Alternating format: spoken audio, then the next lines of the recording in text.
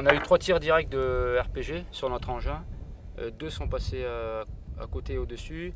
Et la troisième a tapé l'avant de l'engin sans exploser. Donc elle était défectueuse. Elle a tapé juste sous la caisse à l'avant. Et ensuite elle s'est fichée en terre, donc on n'a pas pu la récupérer. Et ça c'est un tir de SPG9 qu'on a subi depuis le rond-point des Buffles, qui a explosé juste devant 50 mètres devant l'engin. Et après avoir explosé, la douille, enfin l'enveloppe a sauté au-dessus, est passée au-dessus de la sagaie pour aller se rouler quelques dizaines de mètres derrière. En impact direct, on a eu quelques éclats beaucoup d'éclats de projectiles. En impact direct, on en a un sur le côté ici. Donc apparemment c'est qu'on a souvent été accroché sur le côté gauche, donc la tourelle était souvent à 10 heures. On a un impact direct sur le volet et on n'a pas pu relever d'autres impacts, enfin on n'a pas trop cherché pour l'instant. Ça mitraillait énormément, ça passait souvent au-dessus. Et donc le peloton a subi 11 tirs de roquettes. On a eu 2 tirs indirects de T55 qui ont explosé juste devant 50 mètres devant l'engin. C'était un T55 qui tirait qui tirait trop haut et nous étions en contrebande qu'on ramassait. Et là le SPG9 c'était du tir direct, donc au moins 2 tirs de SPG9 depuis le rond-point des Buffles. Et beaucoup d'impact de tir direct à la 14.5 notamment, mais des très mauvais tireurs. Voilà. Ouais. Donc on a riposté, mon brigadier a riposté tout d'abord à la 762 coaxiale.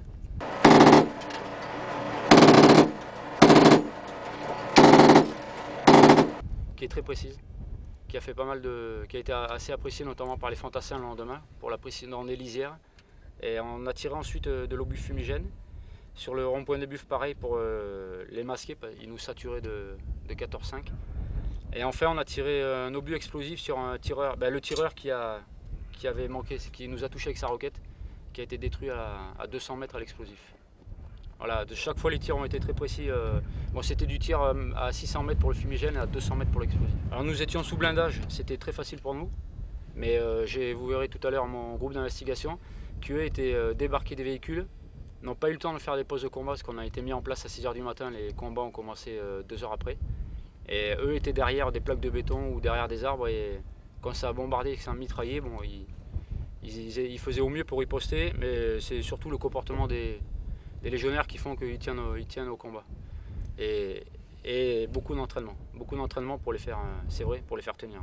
Le lendemain, on a été accrochés pendant 3 heures. Pareil, on a subi des tirs, notamment mon sous-officier adjoint, le chef paumé, qui lui a essuyé 4 tirs de roquettes, dont un immédiatement direct, juste en se repliant, et qui était lui pris à partie par une 14.5.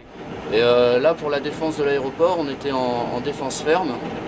Et on a en fait tiré au canon uniquement en riposte sur des tirs directs sur nous, sur le peloton. Il y a eu un peu de tout, du petit calibre, en passant par du 14.5, du RPG, du mortier et des tirs de T55. Et est-ce qu'il y a des projectiles qui vont toucher? Il y a eu pas mal de balles perdues. Heureusement, on n'a eu aucun blessé à déplorer au niveau du peloton. Oui. Et là, est-ce que le RC90 a bien tenu face à ce genre d'attaque et de projectiles? Oui, tout à fait. Oui. Et vous avez riposté sur quel type d'objectif? Sur des fantassins postés, beaucoup. Pas mal de tireurs isolés aussi, qui nous prenaient à partie, en tir direct. Est-ce que la mitrailleuse coaxiale a été d'une bonne efficacité? Ah, tout à fait, oui. D'ailleurs, on a riposté avec la coaxiale, la 762, et ouais, c'était efficace. Alors, on a été renforcé le samedi, donc nous étions seuls avec les commandos de l'air en premier lieu. À la fin de la journée, nous a renforcé une section du 21e RIMA et dans la nuit, à minuit, une section du 3e RPIMA. Donc ces 2 sections étaient là pour le combat du dimanche matin. Ça a été très utile, elles ont permis de boucher les intervalles et notamment les fantassins de valoriser le terrain autour d'eux. Nous n'avons pas eu de génie pendant les 2 premiers jours de combat qui n'étaient pas disponibles. Donc les engins étaient en défilement de roues, comme on l'appelle, c'est-à-dire posés tel quel, bien en évidence justement, c'était voulu, mais subissaient tous les tirs directs et indirects. Et les fantassins ont été très utiles, notamment entre les engins. Donc on a vraiment mixé, on a fait ça intelligemment avec les 2 sous-officiers, le marsouin et le parachutiste. On a mixé, on a placé les armes en fonction de leur capacité. et on a complètement cassé les structures des unités pour être vraiment efficace. Pour info, j'ai subi 3 tirs de roquette et j'en ai observé qu'un sur mon engin. Ce qui veut dire qu'en fait, quand on est en engin blindé, on a un champ de vision très réduit et il faut absolument des gens débarqués sur les côtés qui rendent compte et qui sont à même de répliquer immédiatement. Voilà, donc la cavalerie voit, l'engin blindé voit très loin, mais sur un très petit champ de vision. Et il y a vraiment besoin d'avoir du fantassin débarqué à côté pour élargir et riposter immédiatement au plus près.